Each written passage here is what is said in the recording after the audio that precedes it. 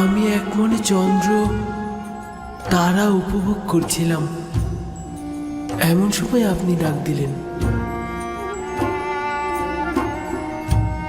সূর্য তোমার মোকাবেলায় নত হবে এবং তোমার পায়ে পড়ে সেজদা দেবে। চন্দ্র ও 11টি তারকাও তোমাকে সেজদা দেবে। একদা তুমি মহান ব্যক্তি হবে। তুমি যেমন উঁচু পদে অধিষ্ঠিত হবে, তেমনি আধ্যাত্মিকতায় সমুন্নত হবে।